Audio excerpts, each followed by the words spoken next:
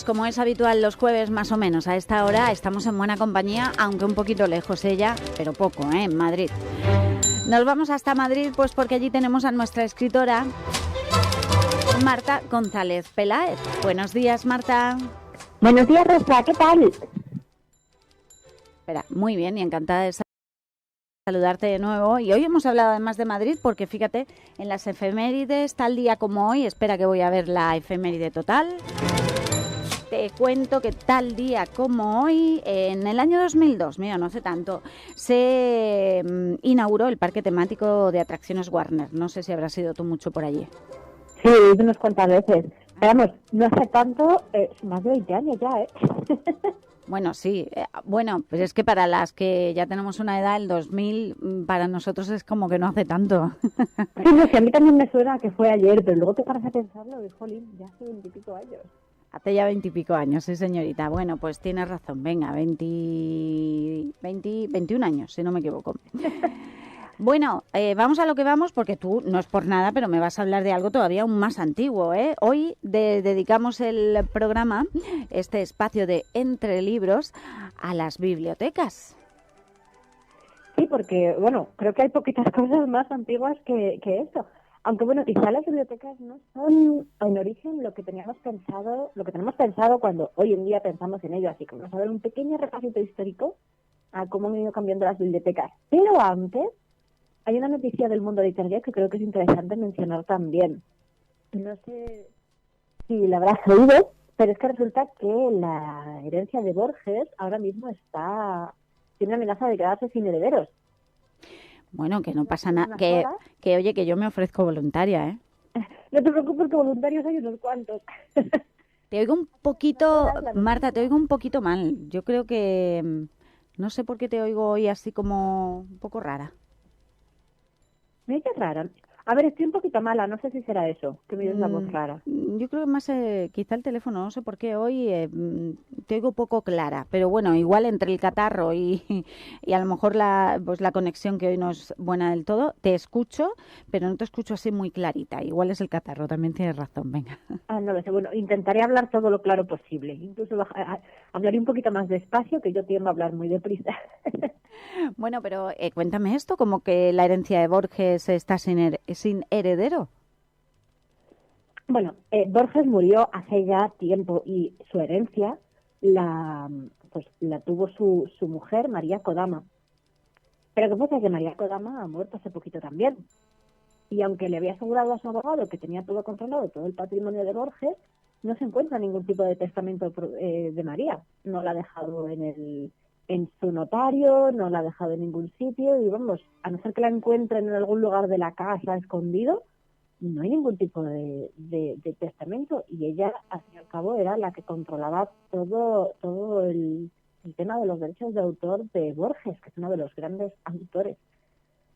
Entonces, claro, no solo estamos hablando de dinero, estamos hablando de que ella era la que controlaba las publicaciones, cuándo se publicaba, dónde se publicaba, o a cuánto dinero se vendían los derechos.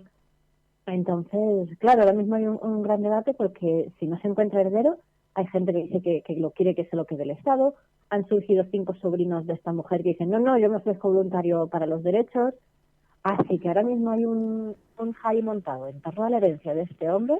Bueno, ya veremos cómo se resuelve. O sea que no, que presentarnos así como nietos o yo qué sé, tampoco, ¿no?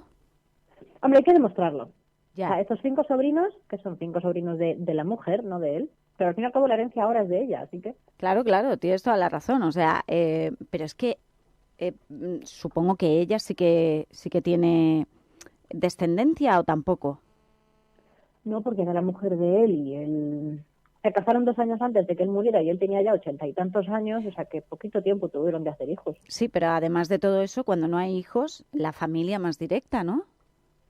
Claro, pero solo hay obligación de herencia cuando es la familia más directa. Como ella no tiene hijos, pues el tema de los derechos de la obra de este hombre podrían quedar para el Estado, como una herencia no reclamada. A no ser que ella, como bien dices, hubiera dejado por testamento herederos a otros familiares que no sean tan directos. Porque sus sobrinos no son que tengan obligación de heredar, como pueden ser unos hijos.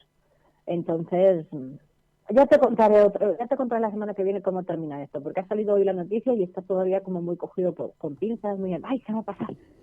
No, desde luego, sí te digo que candidatos van a salir un montón y han empezado a salir, pero es que además de esto habrá mucha gente frotándose las manos o entidades incluso que, bueno, pues como el propio, como has dicho, ¿no? Gobierno que puede pensar en, jolín, la herencia de Borges.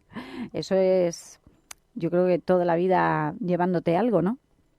Claro, toda la vida, porque es que no son solo los libros que se publican, es también toda referencia a su obra, la casa donde vivía ella, que también es el centro desde donde se tratan todas las cosas de Borges. O sea, no solo es el dinero, sino todo lo que implica, es el papel que hereda el que herede el testamento de la herencia de Borges. Muy gordo. Ya me extraña, que ella no haya dejado nada por escrito, no sé, sería como, claro, cuando tienes poquito a lo mejor, pues bueno, no sé, igual no lo piensas, pero con el patrimonio que hay ahí, madre mía. No, pensado tenía que estar porque ella y su abogado hablaban muchas veces de esto, de oye, ¿qué vas a hacer con el patrimonio de Borges? Y ella siempre decía, no te preocupes que lo tengo todo controlado. Pues igual está controlado y no lo han sabido todavía. Lo escondió también bajo llave, que ahora hay que encontrarlo. Pues a ver, que te quiero informando. Bueno, pues igual lo tiene en la biblioteca, porque ya me extraña a mí que en la casa de Borges no haya una buena biblioteca, que es de lo que vamos a hablar, ¿verdad? Además, Borges siempre ha sido un gran defensor de las bibliotecas. Una de las frases célebres suyas es la de yo no sé cómo será el paraíso, pero seguro que es una especie de biblioteca. Mira, y nos viene, vamos, que ni al pelo, porque hoy hablamos precisamente de las bibliotecas, del origen de las bibliotecas. Cuéntanos el concepto. Hay mucho que se puede decir de las bibliotecas, así que hoy, por ser el primer día que hablamos de ellas, vamos a hacer un repasito muy rápido a lo que es las bibliotecas. Vale. Lo primero que vamos a hablar es, pues, ¿qué es una biblioteca? Pues es que si nos vamos a la definición, simplemente dice que es un lugar donde se guardan libros, así sin más. Igual es algo más, ¿no? Sí, seguramente. De hecho, la propia palabra, la propia etimología de la palabra viene de biblio, que es libro, y teque, que es armario caja, o sea, que es la caja donde se guardan los libros. Bueno, pues sí, por definición es eso, ¿no? Un lugar donde se guardan libros. Eso es. Lo que pasa que hoy en día eso ya se ha ampliado mucho, también se llama biblioteca pues cuando se guardan otro tipo de formatos, ya no solo libros, también periódicos, también registros audiovisuales. O sea, la biblioteca se ha ampliado mucho para dar cabida un poquito más al mundo moderno. Pero bueno, vamos a quedarnos de momento en el mundo antiguo, a ver cuál fue el origen de todo esto. Venga, pues cuéntame el origen. Las bibliotecas más antiguas que se conocen, como todo en el mundo occidental, se dan en la zona de Mesopotamia, en esta zona de Oriente Próximo que está entre el Tigris y el Éufrates. Ya hemos hablado de este lugar en otras ocasiones, cuando hemos hablado, por ejemplo, del libro más antiguo de la historia. Entonces, lo que pasa es que estas bibliotecas eran más un archivo privado que tenían los templos de las ciudades más importantes. Tenían una función de conservar el conocimiento o de registrar los hechos que tenían relación con la actividad religiosa o política de la ciudad. Y pues algunas de las primeras bibliotecas que se conocen pueden ser, por ejemplo, los archivos de las ciudades de Mari o Ebla, o la más famosa, que es la del rey asirio Asurbanipal. Luego, más o menos a la vez, en Egipto, que estas ya nos sonarán un poquito más, se crearon como dos tipos de bibliotecas distintas. Las casas de los libros, que eran lo mismo, archivos para la documentación administrativa, y las casas de la vida, que era un centro para que los estudiosos, los escribas, pudieran acceder al conocimiento. Así que ya separaban lo que es lo administrativo de lo que era lo cultural, por así decirlo. Uh-huh. Y ya por último, para terminar de hablar de la antigüedad, nos metemos en Grecia y Roma. Hombre, claro. Que es donde realmente se empezaron a desarrollar y a parecerse un poquito a lo que hoy en día conocemos. Algunos fuentes dicen que la primera biblioteca pública se dio en Atenas, y otras fuentes, en cambio, dicen que la primera biblioteca pública fue en Roma. No sabemos realmente cuál fue, no se ha demostrado, pero bueno, existen esas dos teorías. También de las academias a los monasterios, el cristianismo y el islam tiene mucho que ver con el tema de las bibliotecas. Claro, cuando el Imperio Romano se convirtió al cristianismo, pues fue la época también en la que cayó el Imperio Romano de Occidente y empezó a haber una especie de como de época de conquistas y reconquistas de los pueblos germánicos. Entonces, por así decirlo, cuando el territorio está tan inestable, no hay tanto espacio para la cultura. Entonces, los libros se empezaron a guardar en los templos religiosos, que por así decirlo era lo que más respetaban, bueno, no siempre, pero lo que más respetaban los conquistadores. Entonces, en el cristianismo, los libros se guardaron en los monasterios y volvían otra vez a ser algo privado y religioso como habían sido en Mesopotamia. Y lo mismo en el Islam, se guardaron en las madrasas, que eran universidades donde se estudiaba el Corán y que solían estar ligadas a, pues eso, ay, no me sale el nombre de las iglesias musulmanas, mezquitas. Las mezquitas, es que a veces se nos va. Las madrasas solían estar ligadas a las mezquitas. Entonces, pues un poco lo mismo, tanto en el cristianismo como en el Islam, los libros volvieron al ámbito religioso. No obstante, sí que se crearon algunas de las mayores bibliotecas de ese momento. Por ejemplo, aquí en Córdoba, Al-Hakam II creó una enorme biblioteca. Tenemos constancia de ello, quiero decir, esa enorme biblioteca, no sé si sigue estando. Como mucho a nivel arqueológico, o sea, no Claro. existe como centro visitable. pero sí que se está estudiando, se sabe que está ahí. Y bueno, pero vamos, no puedes ir ahí a sacar libros ahora. No, desde luego que no. Oye, de vuelta a la academia con el nacimiento de las universidades, ¿verdad? Esto fue en el siglo XVIII. En el siglo XVIII fue un poquito antes. No, en el siglo XIII, perdona. Eso, digo, nos hemos saltado 5. Me he ido yo 5 siglos, así como el que no quiere la cosa. Digo que en el siglo XVIII también pasan cosas, pero... Pero esta no.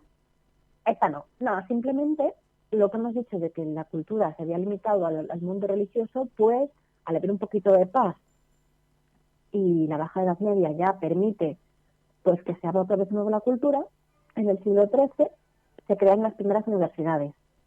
Y a raíz de esas universidades se empiezan a surgir las primeras bibliotecas universitarias.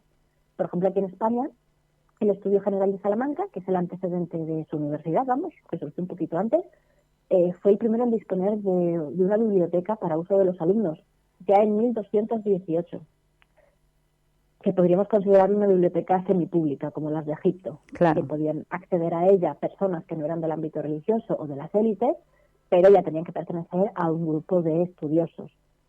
Sí, porque antes no era tan fácil acceder a un libro, ¿eh? Antes no era fácil acceder a un libro y es que la mayoría de las personas no habían sido ni educadas para saber leer y escribir. Entonces, bueno, que tú no decías un día, hoy después de labrar me voy a ir a la biblioteca a coger un libro para esta noche. Eso no pasaba. Claro, es que leer era como de la jet set, ¿no? De la gente así con, bueno, pues más alto nivel. Era la gente que leía. La cultura estuvo durante muchísimos siglos limitada a las altas esferas y a la religión, que muchas veces iba ligado. No siempre, pero sí muy a menudo. Bueno, pues pasa. Entonces, cuéntame. La invención de la imprenta. Ahí me iba yo. La imprenta fue el primer paso para la democratización, qué palabra tan difícil, de la cultura. Pero fue un primer paso que todavía no se hizo, ¿eh? Con el Renacimiento se inventó la imprenta y empezaron a surgir pues los ideales humanistas. Entonces los príncipes, los nobles, empezaban a decir, bueno, pues yo soy humanista, yo soy erudito, yo tengo mi propia biblioteca. Entonces todos los grandes nobles tenían su propia biblioteca en su casa, se dedicaban a coleccionar libros y a coleccionar saber. Por mucho que se diera la imprenta, se democratizó, pero entre las altas esferas, todavía la gente del pueblo no le había llegado. Claro. Y bueno, surgieron eso, las bibliotecas principescas y las bibliotecas reales. Que bueno, se habían eruditos y estudiosos, pero poquito más. Bueno, entonces, dime. No sé si pasamos a las revoluciones y la desamortización. Justo iba a hablar de eso. Vale. Precisamente, la gente empezó a estar un poco cansada de que la Iglesia y los altos cargos acumularan la cultura sin compartirla, y se dio la época de las revoluciones, la Revolución Francesa, la Revolución Americana y la Revolución Española, como los 3 primeros ejemplos de revoluciones, aunque bueno, luego se expandió por el resto del mundo, sobre todo occidental. Y unidas a las revoluciones se dieron las desamortizaciones, que es una palabra que a lo mejor mucha gente no conoce, que viene a decir que se quitan los derechos de privacidad a aquellas instituciones que habían tenido esa impunidad. Por ejemplo, las iglesias no pagan impuestos. Claro. Entonces, con la desamortización se le quitan todo ese tipo de beneficios a Iglesia y a parte de la nobleza. De hecho, fruto de esta desamortización surge la que es vuestra Biblioteca Central de Elche. La nuestra, sí. Porque vuestra biblioteca surge de un convento franciscano. Esta es la que está junto a la iglesia... ¿Cómo se llama la iglesia? San José, creo. Eso es, junto a la iglesia San José, ahí está la biblioteca de Elche. Pues es un edificio precioso que fue Sí. un convento, con la desamortización dejó de ser un convento y se convirtió en un hospital, y ya en el siglo XX se convirtió en biblioteca. Fíjate, de un convento a un hospital, y ahora es nuestra biblioteca, desde hace ya muchísimos años, la biblioteca central de nuestra ciudad, de Elche. Claro, y es un ejemplo, de cómo poquito a poco se fue generando esa idea de que todos los seres humanos tienen derecho a... Marta, ¿tienes el móvil cerca? Sí. Pues aléjalo. ¿El qué? ¿El móvil lo tienes cerca? Más o menos, sí, lo tengo en la mesa. Pues eso, que cada vez que te llega algo a mí me... ¿No lo oyes? No lo tengo con sonido. Sí, no, pero hace una un ruidito que creo que aquí se está metiendo. Entonces te voy perdiendo un poquito y me sale fatal. Así que si lo alejas un poquito, Ha ido el móvil de la habitación. seguramente se ha ido fuera, ¿no? Sí. Ha venido mi marido y me dice, trae, y se lo ha llevado. Ahí está. Bueno, genial. Muchas gracias también, por la ayuda. Que como aquí en Madrid hoy es festivo, pues lo tengo en casa Ah, qué y bien. me asiste. Ah, que es festivo. Bueno, pues qué guay, ¿no? Disfrutando un día libre como es un miércoles, que no suena nada mal, también te lo digo. Bueno, seguimos. Estamos en la Biblioteca Central de Elche, de todo, bueno, pues era una iglesia. ¿Era una iglesia? No, ¿me has dicho? Un convento. Un convento, exacto. Era un convento y después pasó a ser un hospital y ahora es la Biblioteca Central de la ciudad de Elche. Sí, y lo ponía como ejemplo de cómo se empezó a generar esa idea de que la cultura tenía que ser pública para todos los seres humanos. Que fue una idea que fue surgiendo poquito a poco, pero hasta el siglo XIX no se terminó de hacer. Y es que las bibliotecas públicas pues empezaron a aparecer en el mundo anglosajón ya en el siglo XIX. En España, en cambio, tuvimos lo que se conocieron como bibliotecas populares, que es un antecedente de las bibliotecas públicas. Y nacieron en 1869. Vaya. Oye, pues no sé, ¿tú crees que eso es mucho? Yo pensaba que igual eran más antiguas. A mí me hubiera gustado pensar que las bibliotecas públicas eran más antiguas, pero es que luego lo piensas y dices, pero es que antiguamente no había educación obligatoria. Es cierto. Entonces, quien podía permitirse estudiar, podía permitirse tener una biblioteca. Esto de que todo el mundo pueda leer y que todo el mundo tenga acceso a la cultura, eso es muy moderno. Bueno, vamos a pasar al nacimiento de las bibliotecas públicas precisamente en España, porque hablamos del proyecto de bibliotecas populares de Manuel Ruiz Zorrilla. Eso es. A partir de un proyecto concebido por Manuel Ruiz Zorrilla, que es el que has mencionado, que fue el ministro de Fomento en aquel momento, en 1869. Es un proyecto dentro de este aperturismo cultural del que hemos hablado, de llevar la cultura a todos los ámbitos. Y básicamente empezó a crear un montón de bibliotecas, de fondos documentales, de archivos. Se empezó a recuperar textos y documentos que habían acaparado la Iglesia y la nobleza hasta ese momento, que habían conseguido además de formas poco democráticas, por decirlo de alguna forma. Eso iba a decirte. Entonces, en el aspecto este de quitarle los beneficios a la Iglesia y la nobleza, pues se incautaron un montón de libros. porque además con todo este tema de quitarle los derechos a la nobleza, otros libreros, tanto nacionales como extranjeros, estaban aprovechando para saquear los conventos y las bibliotecas. Entonces, gracias a este hombre fue una de no, que ahora ellos no tienen derecho, pero los libros nos los quedamos, no los llevéis. Claro. Porque estaba habiendo un saqueo a nivel nacional muy gordo.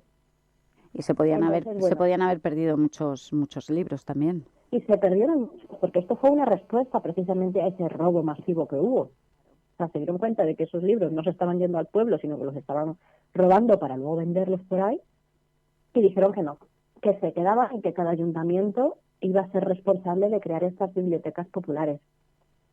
Así que, bueno, por ejemplo, en Madrid, que es el caso más estudiado, se abrieron en origen 20 bibliotecas populares, pero tuvieron tan buenísima acogida que pronto se disparó el número.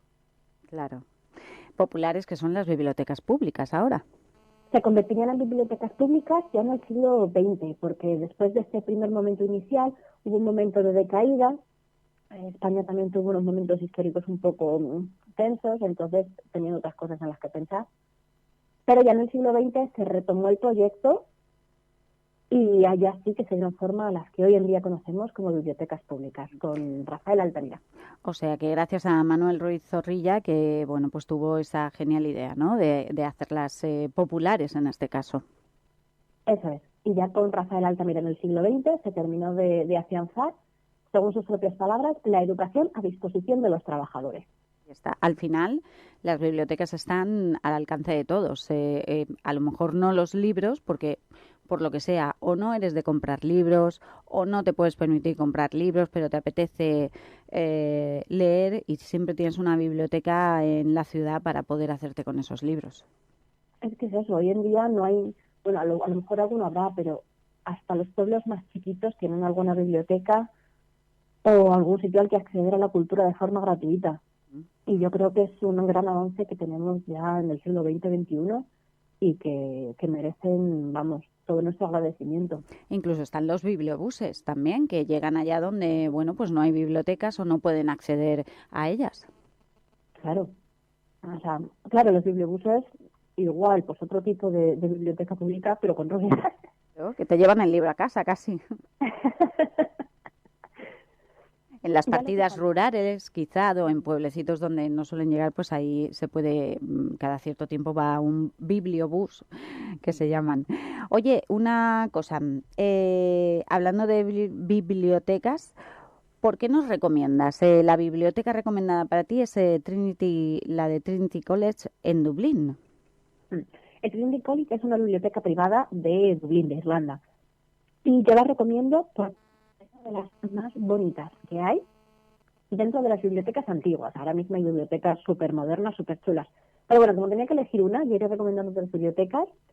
Quiero recomendar esta porque es una biblioteca de cuento. Te da la sensación de que te has metido en una historia como de Harry Potter. Y de hecho hoy en día esta biblioteca es tan popular que tiene horarios de visita, pues para no molestar a los que están allí estudiando. Porque se forman unas colas para ver en la biblioteca, es una pasada. Jolín, o sea que ser alumno del Trinity College es un lujo casi, ¿eh? Entre otras cosas. Sí, casi, que no es barato. Ya, eso digo, es un lujo. Ahora he caído, entre otras cosas, porque te lo puedes costear, pero además puedes estar disfrutando simplemente para estudiar en esta biblioteca. Eso es. Esperamos, todo el edificio en sí es precioso, todo el edificio de la universidad, pero es que la biblioteca es una pasada. Yo recomiendo a la gente que eche una búsqueda rápida en Google. Claro, merece la pena si no pueden ir a visitarlo a viva voz o de primera mano. Y si, bueno, pues tienes la ocasión, haces tu reservita, porque claro, está tan demandada, tiene tanta demanda que mejor para visitarla, pues ve con tiempo o hazte tu reserva ya con tiempo, ¿verdad? Sí, reserva, porque yo he ido a verla, yo cuando estuve en Irlanda fui a verla y se hacen colas, o sea, reserva y no llegues tarde. Vale. Oye, vámonos ahora hasta tus recomendaciones. Bueno, has recomendado esa biblioteca, la del Trinity, la del Trinity College en Dublín, pero también nos vas a recomendar libros.